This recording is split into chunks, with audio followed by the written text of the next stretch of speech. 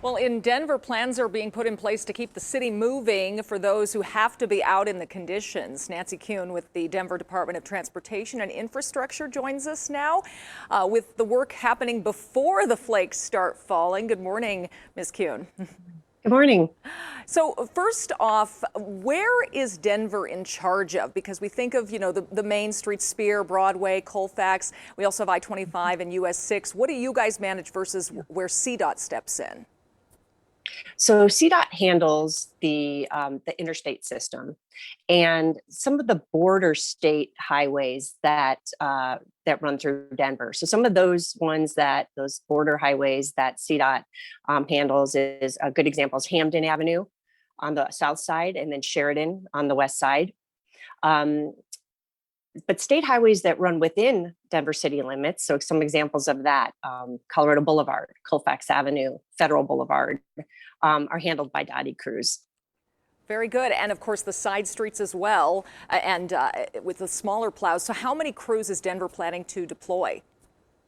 So we are utilizing a fleet of 70 big plows and scheduling 65 drivers per 12-hour shifts. So those big plows will address the main streets. And then we are bringing in our residential plows as well, starting at 3 p.m. today to be able to take multiple passes down the residential streets as well. So we are planning for 24/7 coverage of the residential streets as well. So 2 shifts instead of the typical 1 shift on a major storm, but not as big as a storm as this. So we're adding additional resources and personnel to tackle this storm. Yeah, and are there areas you guys ever focus on first around hospitals, for example, or RTD stations? Yeah, and we're definitely going to start off with our typical deployment, which is a citywide deployment, addressing main streets and collector streets, on a equal basis. But there may be a point where we need to shift resources and team up.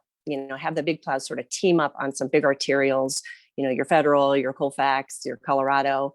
And just really throw some extra resources at those arterial roadways so that we can maintain emergency vehicle access. So there may be a point where we really do need to focus on those arterial streets, those streets that help emergency vehicles get to where they need to go. So we will be watching and deploy as we need to, and we may have to switch it up to a more focused arterial deployment, but we're going to start off as a citywide deployment. So staying flexible so you can be efficient there. Once this is all over, at least once it's stopped falling, what's the plan to get rid of all that snow that accumulates? Yeah, it's going to take multiple passes of these snow plows to be able to clear the streets. I think what they're first going to focus in is getting, a single travel lane in each direction clear. And then as they take subsequent passes, they're going to be moving closer, to the curb. It's going to take continuous plowing operations. We're anticipating being able to, working actually into next week and continuing on with these plowing operations. It's going to be a lot of snow.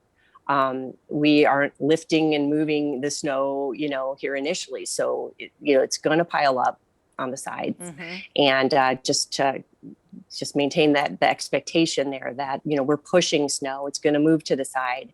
We're going to continue to, start down the center and with continuous passes, get closer to the curb line.